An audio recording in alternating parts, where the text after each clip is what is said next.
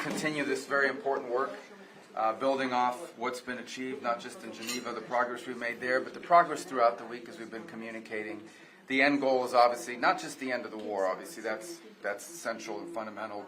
We want to see the end of the killing and the death and the suffering, and I'm sure the Ukrainian side, I know they do as well, they want peace. But it's also about securing an end to the war that leaves Ukraine sovereign and independent and with an opportunity at real prosperity. The end goal is obviously not just the end of the war, obviously that's central and fundamental.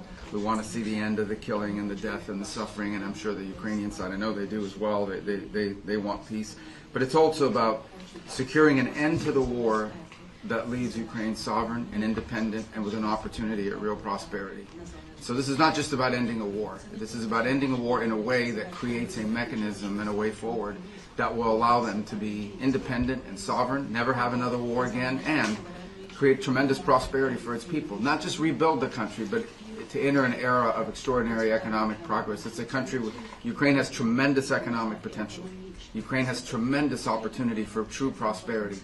Obviously you can't do that in the middle of a war like this, but ending the war alone won't achieve that. So this is not just about peace deals, it's about creating a pathway forward that leaves Ukraine sovereign, independent, and prosperous. And so we expect to make even more progress today. We had another very productive session building off Geneva, building off the events of this week. As I told you earlier this morning, our goal here is to end the war, but it's more than just to end the war.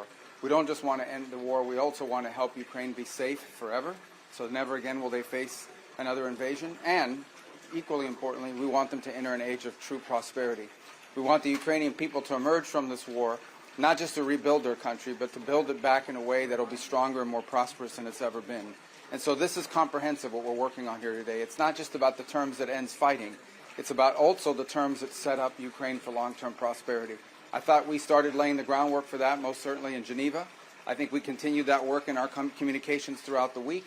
I think we built on that again today, but there's more work to be done. This is delicate, it's complicated, there are a lot of moving parts, and obviously there's another party involved here that'll have to be a part of the equation, and that'll continue later this week when Mr. Woodcock travels to Moscow, although we've also been in touch in varying degrees with the Russian side, but we have a pretty good understanding of their views as well. So much work remains, but today was again a very productive and useful session. We continue to be realistic about how difficult this is, but optimistic, particularly given the fact that as we've made progress, I think there is a shared vision here that this is not just about ending the war, which is very important. It is about securing Ukraine's future, a future that we hope will be more prosperous than it's ever been.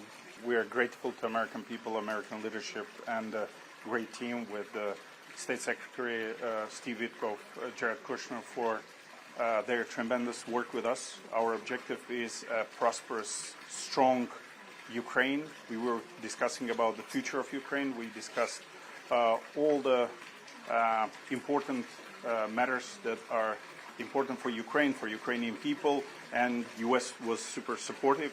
We already had a successful meeting in Geneva, and today we continued this success. So at the moment, this meeting was a productive and successful. On the later stages, hopefully, we will keep you updated. Thank you.